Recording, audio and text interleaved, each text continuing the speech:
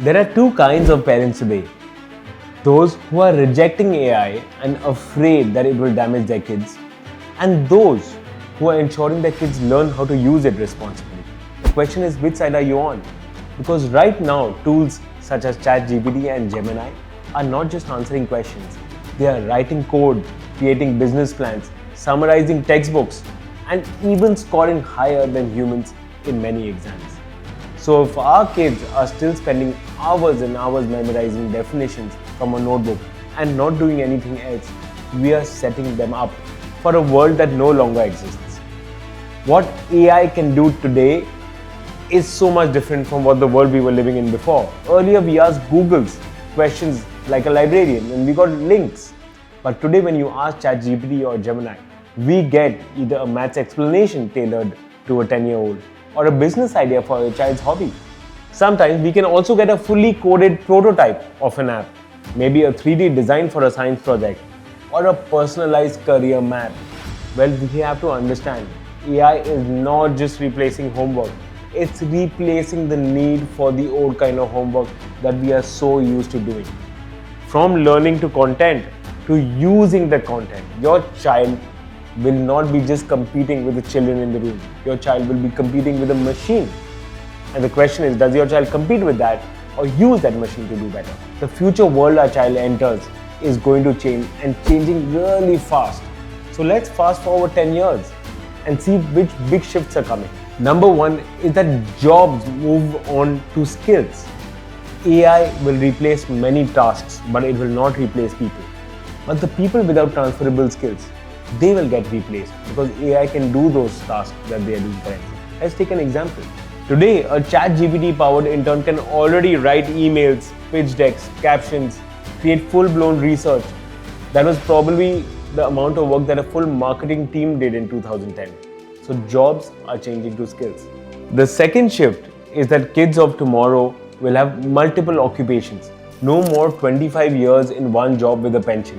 Your child may have 4 careers by the age of 35. So it's not going to be about job security. It's going to be about skill security in the future. The third shift is that the kids of today are going to be digital first. The playgrounds are not going to be only offline. They're going to be online as well as offline. Friendships may start in the virtual world. Friendships may start through virtual reality. Jobs may be conducted in the virtual world more than in the real world. So we have to be prepared for a digital native citizen. The fourth shift is that boundaries that we today see may disappear. Your children are going to be global citizens. They may have to compete with a coder based in Vietnam or collaborate with an artist in Brazil. There are not going to be national boundaries for many of these kids the way we see them today. The fifth shift that we see is that stress is going to be a part of daily life. That's because life is going to become so much faster. Your kids are so much faster at doing anything and everything and seeing the world around them.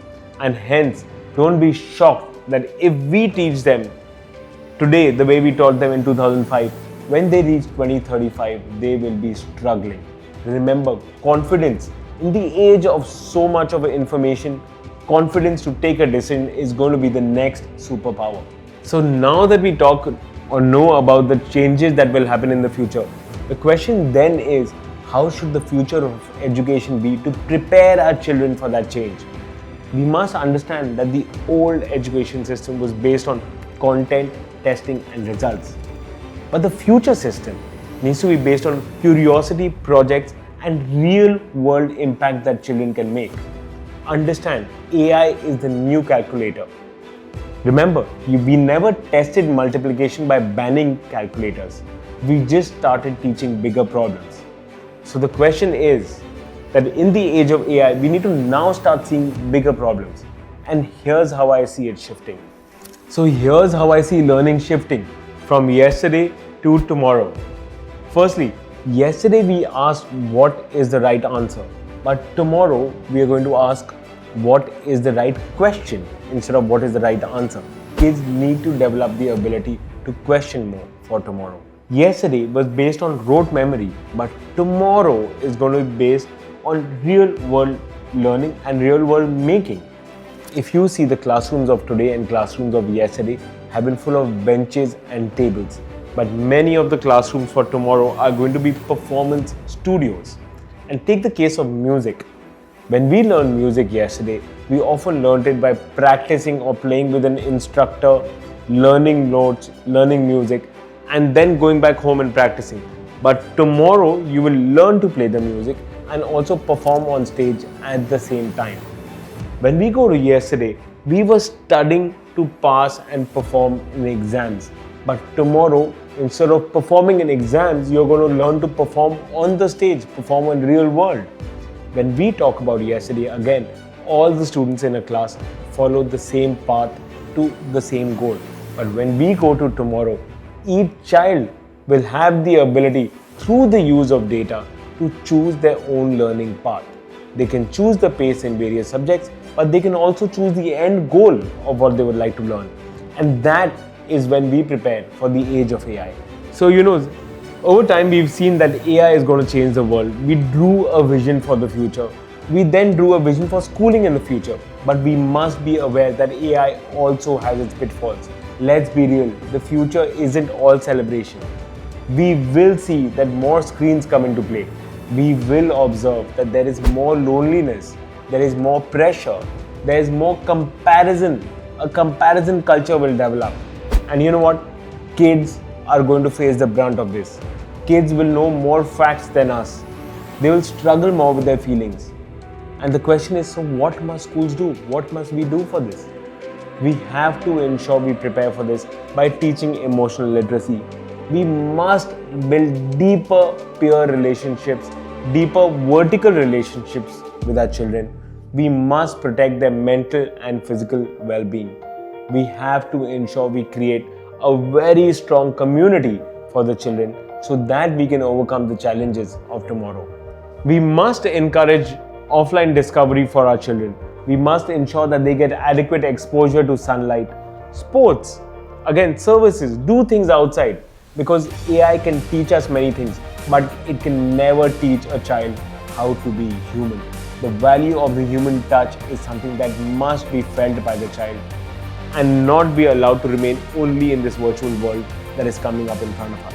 So now that we know the challenges, we must also be aware that parenting in the age of AI has to be the same. Education cannot change without parenting changing. And we have to understand, a lot of our generation has been about Google style of parenting, where we provide the kids information that they do not have. But remember, tomorrow kids will have all the information that they need. We cannot be encyclopedias for the children. We need to become their guides. And parents, here's the new deal for you. We must not ask the children what they scored, but instead we need to ask them, what did you create today? We cannot encourage them to not fail. We cannot tell them don't fail. But we need to say, hey, fail fast, but learn faster. We need to ensure that in this era of complete information availability, we don't compare children based on their marks and their mark sheets. We need to model curiosity. We need to model kindness. We need to model clear digital boundaries for our children.